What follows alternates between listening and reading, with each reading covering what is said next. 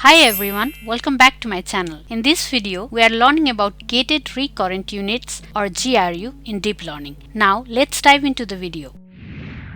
From the earlier video, we have learned that traditional recurrent neural network or RNN has major problems such as vanishing gradients. To solve this problem, researchers introduced LSTM, long short-term memory, and GRU, gated recurrent unit. I have already discussed LSTM in my last video. While LSTM became very popular, it came with three distinct gates such as forget gate, input gate, and output gate, and also heavy computational overhead and complex architectures. Hence, researchers later discovered that a simpler architecture could often achieve same performance with less parameters, and this architecture is known as the gated recurrent unit or GRU. So what is gated recurrent unit? A GRU is an improved version of recurrent neural network designed to capture sequential patterns over long time horizons while using a simpler architecture than LSTM. It keeps a hidden state and uses two gates, the update gate and the reset gate, to decide what to remember and what to forget. Why GRU was developed? Although LSTMs has successfully solved the vanishing gradient problem, but it also introduced multiple gates, more parameters, cell states, high computational cost, and so on. Hence, researchers wanted to simplify LSTM while maintaining its performance. The solution became gated recurrent unit or GRU. GRU architecture. In GRU, we have reset gate, candidate hidden state, update gate, and the final hidden state. Now, let's see how GRU works.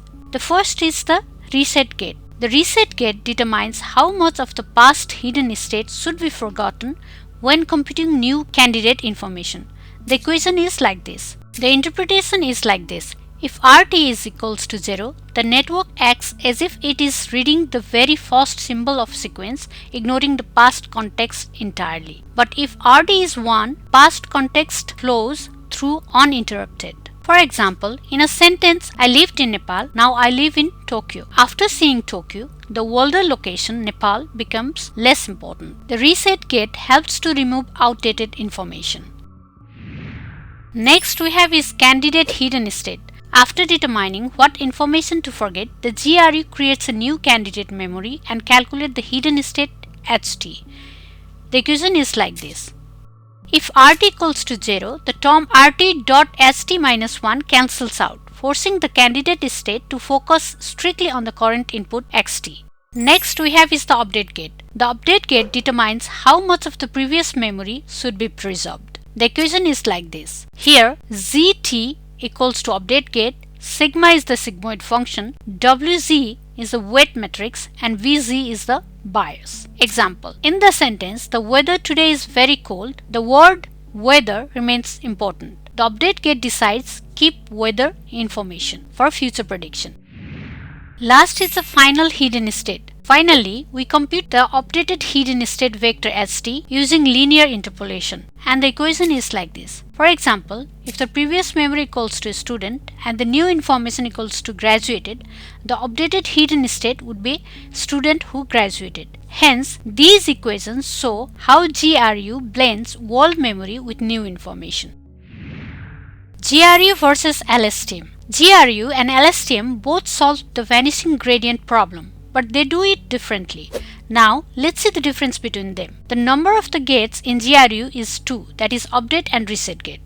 Whereas in LSTM, there are 3, input, forget, and the output gates. The memory usage in GRU is lower than the LSTM. The complexity of GRU is simpler, whereas the complexity of the LSTM is more complex. The parameters are fewer in GRU, whereas in LSTM there are more parameters. The training speed is faster in GRU, whereas it is slower in LSTM. GRU is best for smaller and faster models, whereas LSTM has more control over long memory. So, which one is better to use when? Choose GRU when dataset is smaller, faster training is needed, hardware resources are limited. And choose LSTM when large datasets are available, extremely long dependencies exist, maximum performance is required. Advantages. faster convergence and lower training time. There is less computation as there are few parameters. Resistant to vanishing gradients. It handles vanishing gradients better than traditional RNNs. Higher efficiency on small datasets. It is less prone to overfitting when target datasets are limited. So these are some of the benefits of GRU. Disadvantages. No separate cell state. Merging memory mechanisms limits memory fine-tuning for extremely long dependencies compared to LSTMs. Sequential processing bottleneck. Like all recurrent architectures, time steps cannot be fully parallelized across GPU cores. So these are some of the disadvantages of GRU.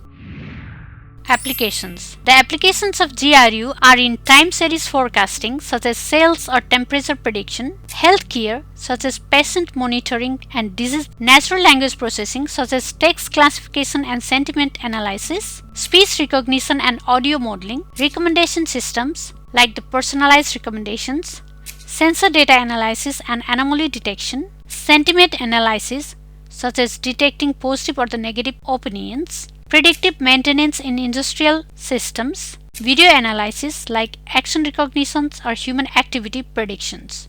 So these are some of the applications of GRU. Summary.